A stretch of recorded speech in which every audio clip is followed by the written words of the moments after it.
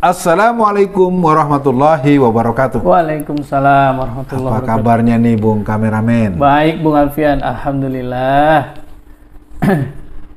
Kita udah lama nih dibacain berita terus. Orang-orang ada yang nanyain, tampangnya kayak apa sih Bung Kameramen? Ganteng Bung Alfian. Iya. Hari ini mau lanjut lagi, pemirsa sekalian, dibacain berita, segera lanjut. Baik Bung Alfian, ini jangan kaget Bung Alfian dengan judul beritanya. Ini dari kompas.com Bung Alfian, 22 Mei 2022. Judulnya, kenapa Indonesia impor BBM dari Singapura? Padahal minyaknya dari Indonesia. Wah, tapi ini Kompas nyari aman Bung Alfian. Dikasih tanda tanya belakangnya. Padahal minyaknya dari Indonesia, tanda tanya. Dalam beritanya kita masuk Bung Alfian, sudah bukan rahasia lagi kalau Indonesia begitu bergantung pada impor BBM dari Singapura. Negeri mungil yang nyaris tidak memiliki sumber daya alam sama sekali. Setiap tahun impor BBM dari Singapura ini sangat menguras devisa negara. Bahkan impor BBM ini pula yang menjadikan Indonesia rutin mengalami defisit perdagangan dengan negara tetangga ini. Yang lebih miris, sebagian BBM yang diimpor dari Singapura juga sejatinya berasal dari hasil eksploitasi sumur-sumur minyak yang ada di Indonesia. Wah, berani sekali nih Bung Alfian Kompas. Ini penulisnya namanya Muhammad Idris Bung Alfian. Gimana respon Bung Alfian? Jadi kita jual minyak ke negara tetangga, kita beli lagi, kan lucu nih Bung Alfian. Ya, ini berarti kan permainan apa namanya? Permainan babah ya, permainan si engkoh kan ya. Baik pemirsa sekalian, saya pikir ini sebuah berita yang harus ditanggapi sangat serius. Bagaimana mungkin kita yang punya sumber daya alam, kita yang punya barang, lalu akhirnya kita beli barang kita ketika dia ditaruh di rumah orang. Nah, ini kelihatannya tidak bisa dilihat secara sederhana. Artinya perjuangan menghadapi situasi hari ini mensyaratkan kita memang harus bisa melakukan impeachment yang sifatnya kompilatif, akumulatif antara gerakan konstitusional, gerakan people power, gerakan keumatan, gerakan kerakyatan. Menurut hemat saya, pada penyampaian dibacain berita kali ini, panggilan kita adalah panggilan menyelamatkan Indonesia dari seluruh tangan-tangan yang akan kita patahkan, akan kita hancurkan, akan kita perangi sebagaimana patriot bangsa Indonesia. Nah, pertanyaan tadi, bagaimana kita akhirnya mengimpor BBM? Pertanyaan kan harus dibalik. Kenapa ini bisa terjadi? Kapan ini dimulai? Siapa sebetulnya yang dulu pernah melakukan ini? Kenapa baru sekarang dipersoalkan? Ini menjadi menarik dan akhirnya menjadi pesan khusus. Dan ini menjadi panggilan buat para patriot-patriot Indonesia, patriot Nusantara, patriot Pancasila, dan para mujahid-mujahid Pancasila. Kita harus bergandengan tangan untuk memberikan sikap yang tegas terhadap situasi ini. Langkah pertama adalah kita lakukan dulu introspeksi dan sifatnya titik totoknya di mana, ini siapa.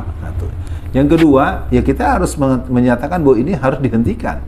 Yang ketiga, ini harus dimintakan penjelasan. Ya, siapa yang berhubungan dengan perminyakan itu, yang berhubungan dengan eksplorasi sumber daya minyak bumi itu, siapa? Dia harus menjelaskan. Dan yang paling sebenarnya harus menjawab adalah Pak Presiden, kalau masih bisa jawab. Tapi intinya mungkin buat masyarakat semua, kita mencoba membaca bahwa Singapura ini merupakan sebuah bahaya laten yang harus dibaca, karena dia ada sebuah negara yang merupakan suborganik daripada Israel di Asia Tenggara. Dia merupakan wilayah negara yang luasnya hanya 2 kali Karawang, dan dia sudah terlalu jauh memperlakukan kita dengan cara-cara yang sangat menghinakan. Misalnya abrasi tepi laut, itu sudah mengambil jatah hampir 6 km tanah atau wilayah yang bukan punya kita, yang bukan punya dia. Nah, yang agak aneh adalah pengambilan itu, dia timbun itu, ada semacam ketidakberdayaan untuk mempersoalkan. Apakah ada preman yang sudah dapat jatah sehingga akhirnya mereka tidak berani ngomong, atau ada sesuatu. Saya pikir ini sebuah tema yang bagus. Impor BBM dari Singapura merupakan sebuah dagelan yang sangat menjijikkan, memalukan, dan tidak bisa diterima sebagai sebuah negara yang berdaulat bernama Indonesia. Ada apa dengan impor BBM dari Singapura? Iya Bung Alfian, padahal kan kalau secara besarnya, luasnya Indonesia lebih luas, punya tempat eksplorasinya harusnya lebih banyak. Nah Bung Alfian, Tadi saya menarik dengan kalimat Bung Alfian bahwa Singapura ini menjadi perwakilan Israel di Asia, karena memang belum lama juga Singapura baru bikin kedubes di sana, Bung Alfian. Iya. Itu kan artinya dia mengakui eksistensi Israel yang sebetulnya bukan negara, itu cuman serpihan-serpihan yang kebetulan didukung sama Amerika aja. Nah, Bung Alfian, saya kok melihat ya, Indonesia akhirnya bisa dicap pengecut gitu, Bung Alfian, oleh negara lain.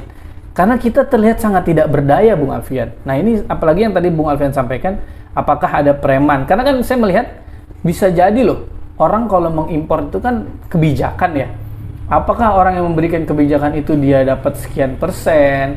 Nah, tapi Bung Alfian, kembali lagi ke pertanyaan saya, kok kita jadi miris ya Bung Alfian? Indonesia kok akhirnya jadi diremehkan sekali, Bung Alfian. Bahkan sampai negara yang besarnya, kalau kata Kompas nih Bung Alfian, luas Singapura tidak lebih luas dibandingkan DKI Jakarta. Tapi kita sangat diremehkan, ini merusak. Gimana Bung Alfian? Ini menarik ya, dan memang kalau kita mau tarik sebenarnya orang-orang yang dianggap the ruling party sebagai partai berkuasa, ya harus bertanggung jawab. Yeah. Dulu siapa yang jual Indosat? Dulu siapa yang janji buyback?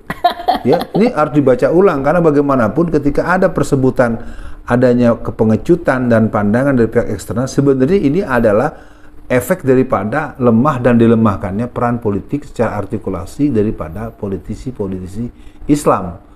Ini pesan buat seluruh kaum muslimin, ketika kekuatan politik Islam secara praktis dan strategis tidak bisa terakumulasi dan terkonsentrasi dengan artikulasi aspirasi politik yang sedemikian rupa, inilah diantara buahnya. Yeah. Jadi ke sikap-sikap Singapura ini merupakan sebuah ekspresi yang dulunya mereka juga tidak seberani ini tahun 1959 ketika Tun Abdul Razak menjadi salah satu, dan dia ternyata juga pemimpin-pemimpin awal di Singapura itu adalah orang-orang Melayu dan juga beberapa tokoh penting dari Sumatera Barat. Nah, artinya kembali ke sini, bagaimana kita dilihat pengecut? Ya iya, karena kita telah terlalu banyak ada di posisi orang yang berhutang budi. Nah, satu sisi orang yang terlalu banyak korupsi, orang yang banyak melakukan kesalahan, orang yang banyak melakukan tindakan-tindakan yang secara konvensi internasional membuat kita di posisi yang lemah, akhirnya kita bisa dikatakan salah dan kalah. Betul. Nah, ini menjadi bagian yang harus dijawab, dan tentu dengan adanya dibacaan berita ini, impor BBM dari Singapura padahal itu barang punya kita juga, ada persoalan apa? Memang kalau dianalisis bisa dipahami, memang ada persoalan diantaranya ketika sumber daya alam itu disedot dari dalam, dia kan perlu diurai. Betul. Nah, ada dua negara yang sangat mempunyai kemampuan itu. Yang pertama Jepang. Maka Jepang adalah negara yang paling banyak dimintakan jasanya, baik karena barang itu dibawa dulu ke Jepang atau mendatangkan alat-alat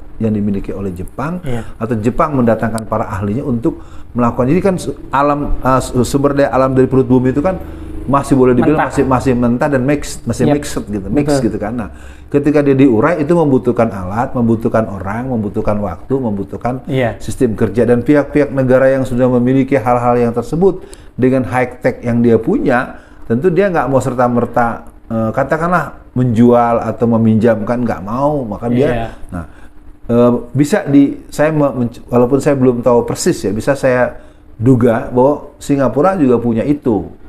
Punya alat-alat itu. Nah, ditambing memang SDM Singapura kan memang dibuat dengan kemampuan-kemampuan yang terkonsentrasi, aspek bisnis, aspek militer.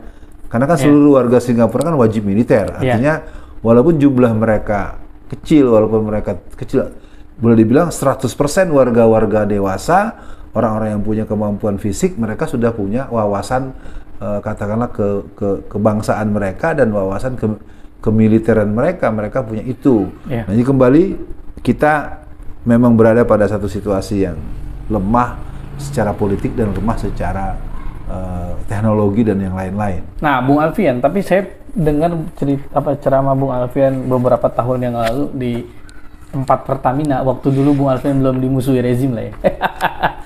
Jadi saya nggak yakin Bung Alfian di Indonesia itu nggak ada yang mampu untuk mengolah minyak mentah itu, Bung Alfian.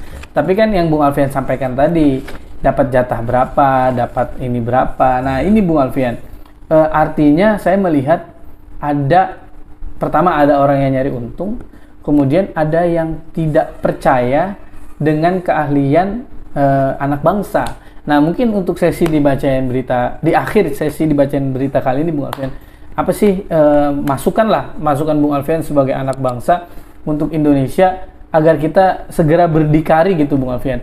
Jangan masa sih kita bisa ketergantungan dengan Singapura gitu loh. Iya, Bung Alfian.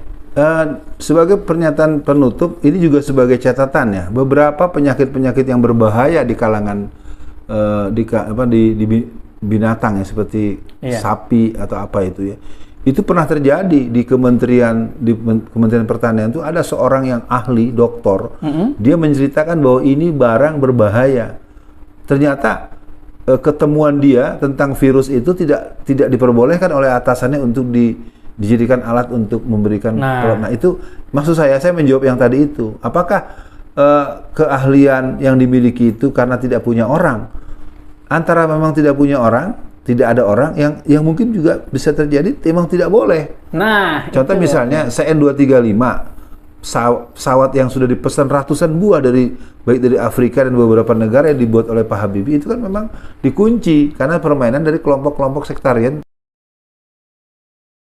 karena mereka tidak memberikan ridho ya, kelompok-kelompok yang katakanlah yang menggunakan pandangan-pandangan seperti itu.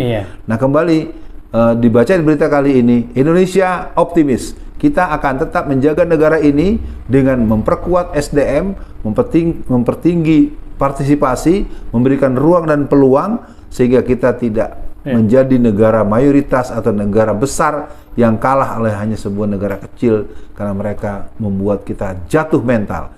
Kita akan isi acara dibacain berita dan acara-acara channel kita untuk edukasi, kesadaran, dan Indonesia jaya atas rahmat Allah. Assalamualaikum warahmatullahi wabarakatuh. Waalaikumsalam warahmatullahi wabarakatuh.